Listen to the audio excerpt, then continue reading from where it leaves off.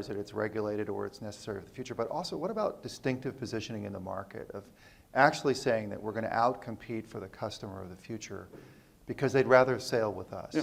I mean, how does that figure in? So, I want to be thoughtful about not competing on the environment, health, safety, and security. I think it's we want to be at the top of all of that.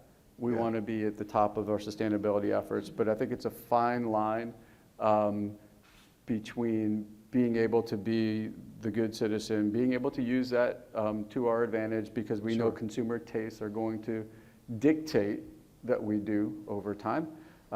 But I think as an industry, that's one of the things where I'd rather not compete if I don't have to. I think we'll win if we keep doing the right things and others don't keep up. Interesting. Very good. Good.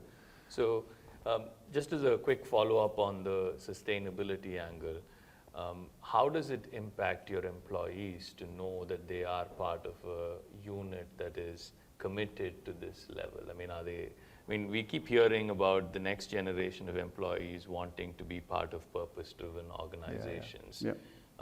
Is this helping you attract more talent? Is this helping you retain talent?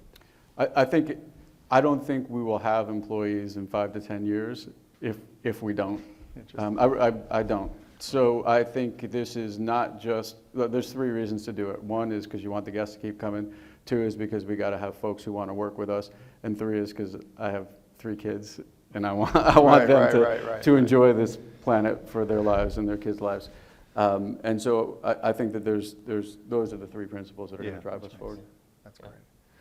So we can open it up to questions from the audience here. So I see a couple of questions here. Let's start with the student here, if you guys don't mind. Luis?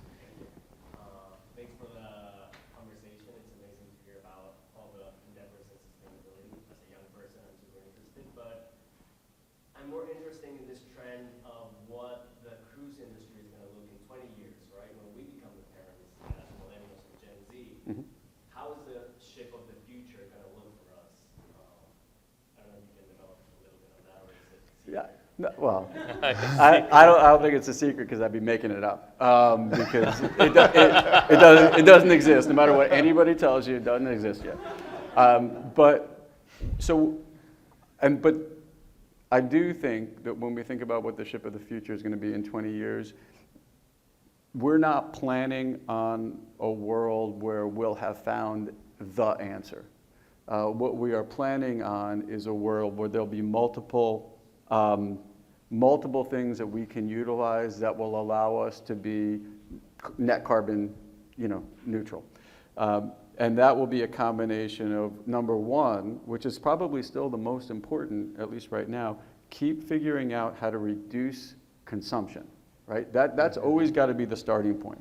The one thing that we can control is how much fuel we use.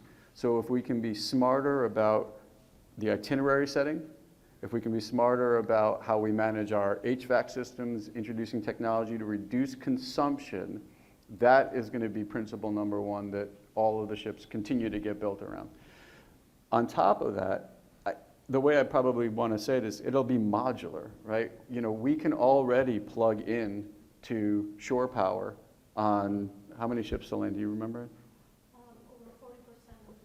Over 40% of our fleet, which is about 92 ships right now, can plug in to the electric grid whenever they get into a port. Now, that's more ships than ports that have that capability yet, but there's plans in place around the world to increase that. So that will allow us to plug into a grid just like campus right now. On top of that, we are using fuel cell technology that we've been trialing, batteries, all of those things will play its part.